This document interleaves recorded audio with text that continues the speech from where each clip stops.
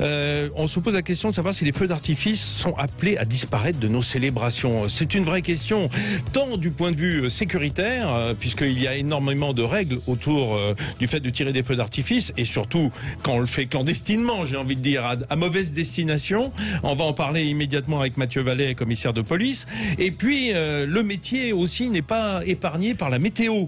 On peut le dire, parce que lorsqu'on a un mois de juillet aussi pourri que celui qu'on vient de faire, avec beaucoup d'annulations de certaines municipalités des feux d'artifice et des festivités, on se dit que Jean-Éric Ougier, qui est un de nos plus grands artificiers européens, eh bien, il y a du souci à se faire. On va en parler avec lui également. Mais tout d'abord, cette question, je dirais cette question avec un angle de la sécurité, et notamment, je le disais, alors c'est drôle parce que Mathieu Vallet, qui a assisté au feu d'artifice parisien hier, on peut dire d'abord qu'il y avait un petit clin d'œil, je le dis quand même, un petit clin d'œil politique de la part de la maire de Paris, de faire un feu d'artifice sur le thème de la liberté, le jour où on parle de loi liberticide sur le plan sanitaire. L'ambiance était quand même festive, hein. Je le dis parce que moi ça me fait rire de penser qu'on parle de liberté dans ce feu d'artifice. Il a été écourté, hein, Mathieu Vallet, ce feu d'artifice, pour des raisons de climat ou pour des raisons sanitaires?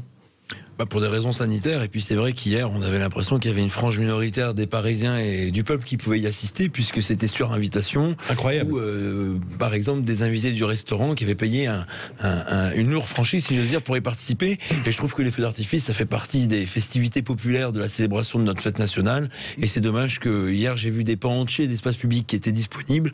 Je pense que la distanciation et l'espace disponible largement, et qu'on aurait pu permettre à des citoyens qui n'étaient pas informés, puisque nous on avait des policiers et des gendarmes engagés sur le dispositif, où beaucoup de personnes se présentaient à l'entrée du Champ de Mars ou du Trocadéro qui n'étaient pas au courant que c'était sur réservation et sur invitation. Donc c'est vrai que ça a créé quelques émois. Cela dit, l'avantage d'un feu d'artifice, c'est qu'il est terré en hauteur, oui. Plus de 300 mètres pour la Tour Eiffel, donc on peut le voir de loin. On n'a pas besoin d'être le nez dessous. Sans la musique, parce qu'hier la musique était sympa, qui accompagnait notre feu d'artifice. Il y avait des beaux morceaux de musique choisis.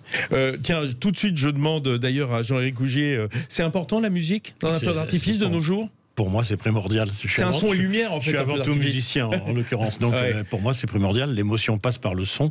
Alors, effectivement, on l'entend pas toujours. Et il y a des radios pour ça, des partenaires. On en cherche toujours qui peuvent diffuser en direct la musique du feu d'artifice. C'est ça, dans les petits écouteurs que chacun peut avoir à son oreille. C'est absolument fabuleux. Et ça coûte moins cher en plus. Donc, c'est très bien. Non, la musique est primordiale. Oui, bien sûr. Ça fait partie de spectacle complet. Louis XIV avait bien compris. Il demandait à Lully de composer des musiques pour ses spectacles. Alors, on vous demandera tout à l'heure s'il y a des solutions pour trouver de nouvelles formes à tirer. Je sais que vous êtes au développement très très doué. Alors, commissaire, dites-moi tout. Pendant ce temps-là, pendant qu'à la Tour Eiffel, il y avait un spectacle donc ouvert, pas largement, je dirais, dans le 18e et dans le 19e, il y avait d'autres feux d'artifice qui se tiraient pour d'autres raisons. Non, mais aujourd'hui, les mortiers, pour être précis, c'est le danger public numéro 1 pour les policiers et les gendarmes. C'est devenu une arme prisée des voyous qui, à longueur d'intervention de policiers dans les quartiers, donc vous parlez du 18e, c'est la rue Raymond Queneau qui a été l'objet d'exactions assez violentes sur nos forces de l'ordre. Il y a eu des jets de cocktails Molotov, il y a eu des tirs de mortiers nourris sur les policiers, sur les pompiers aussi. Il faut citer que le soldat du feu, dont la devise est sauver ou périr, qu'on était en train d'applaudir sur les Champs-Élysées hier lorsqu'ils ont paradé avec leur bel uniforme bleu et la fierté de sauver les gens. Vous savez qu'il y a eu des pompiers qui sont décédés l'année dernière pour sauver la population. On a aussi des policiers qui interviennent dans ces quartiers pour protéger les petites gens, pour le peuple qui n'a que la police pour assurer sa sécurité, qui n'a pas les moyens d'une sécurité privée. Et donc c'est vrai que les tirs de mortier peuvent blesser grièvement nos collègues, peuvent les brûler.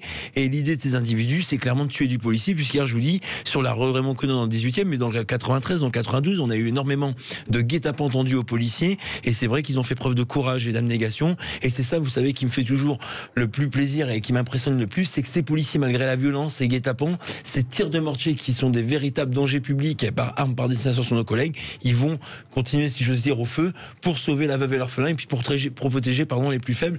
Et en réalité, c'est dommage que dans ces soirées-là, on n'ait pas cette unité nationale et qu'on ait une partie minoritaire. Vous savez, pour terminer, on a deux images qui contrastent. Hier matin, on avait les jeunes du service civique, du service national universel, qui paradaient sur les Champs-Élysées, qui étaient devant la tribune présidentielle et qui montraient qu'on a notre jeunesse qui s'engage, qui est formée et qui ont même une seconde chance pour ces gamins qui n'ont pas eu la chance d'avoir des parcours scolaires super exemplaire ou idyllique comme moi. Moi, j'ai eu à peine le bac et je suis rentré gardien de la paix. Et hier, on avait une autre partie de la jeunesse qui s'attaquait à nos collègues et qui leur tirait véritablement dessus des mortiers et des cocktails Molotov. On le rappelait avec Éléonore hier, hein, tout le monde se réclame de la déclaration des droits de l'homme. On oublie le citoyen, le droit de l'homme et du citoyen. On voudrait être tous citoyens, même si on est tous des humains. Mais Mathieu Vallée, encore un mot.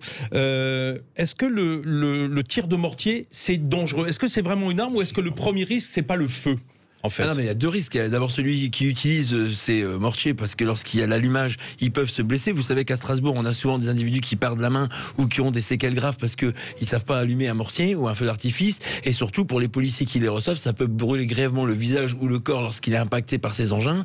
Et ce qu'il faut rappeler, c'est qu'à l'époque, on avait des projectiles, des cailloux, des objets divers et variés qui étaient lancés sur les forces de l'ordre et qui obligeaient les individus à être à proximité, à s'exposer.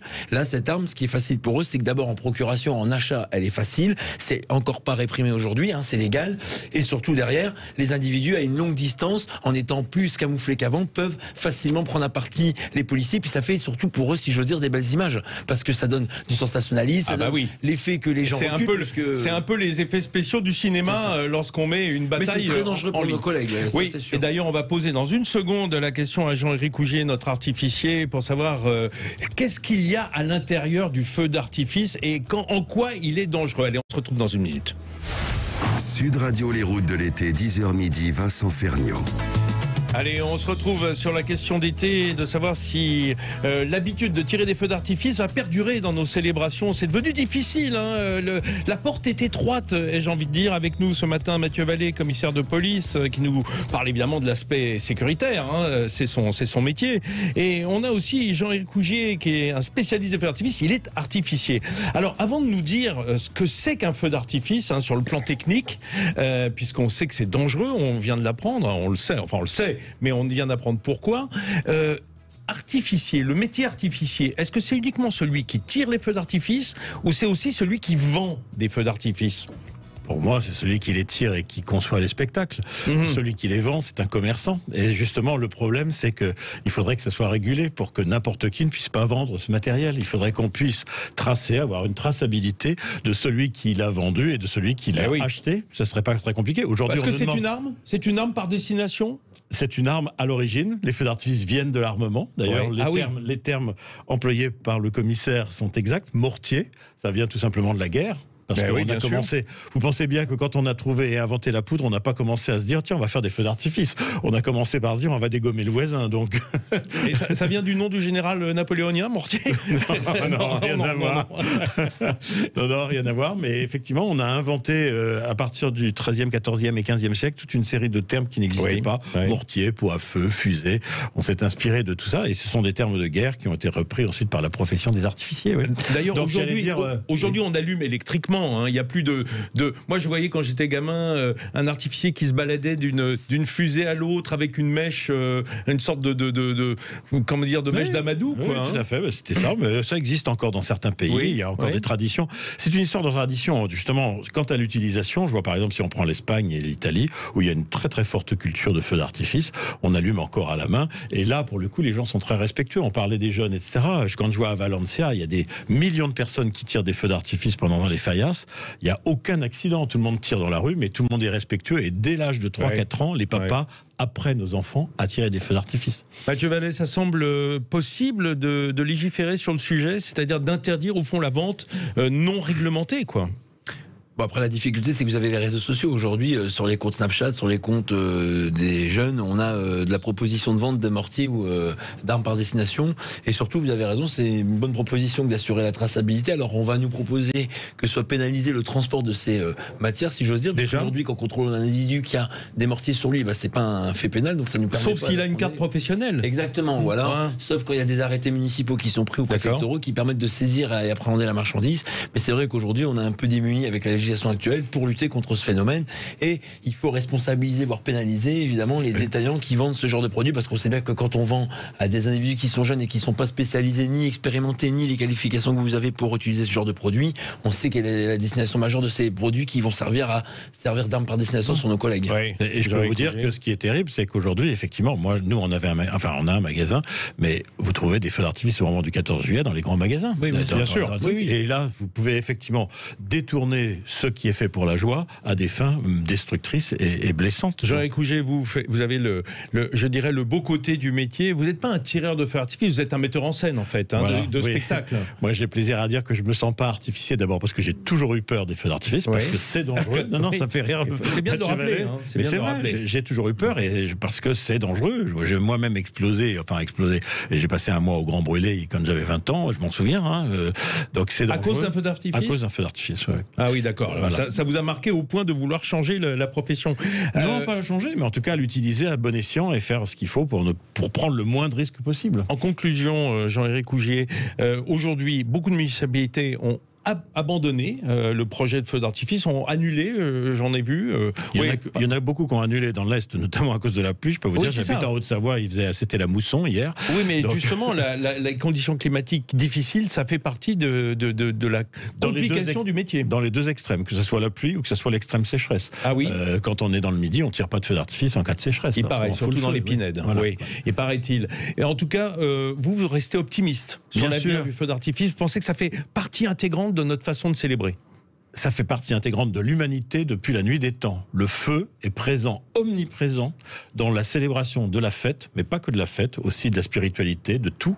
Le feu, vous pouvez chercher dans toutes les civilisations, le feu est omniprésent. Les feux de joie, les feux qui célébraient aux équinoxes, etc. Les feux de la Saint-Jean, c'est pas n'importe quoi, c'était les ancêtres du feu d'artifice. On a toujours fait du feu. On a besoin du feu pour se réunir dans la joie et dans la fête, et pas dans l'adversité. Pas dans l'adversité. Et d'ailleurs, quand vous êtes arrivé ici ce matin, Jean-Éric, vous êtes rentré dans le studio, vous faites « Oh, la belle rouge !» en voyant Sud Radio. Ça m'a fait plaisir. Ça m'a fait plaisir. On facile, celle-là. Non, mais il fallait placer quand même. Merci, commissaire Vallet. Vous reviendrez nous parler des limitations de vitesse à Paris en fin d'été, hein ? Je voudrais vous parler de ce que vous voulez, qui concerne la police et la sécurité. Écoutez, ça sera très bien. On avait un beau défilé hier, vous avez raison de parler d'unité, et j'ai cette image en tête du soldat qui a demandé sa promise en mariage et qui a fait le tour des réseaux.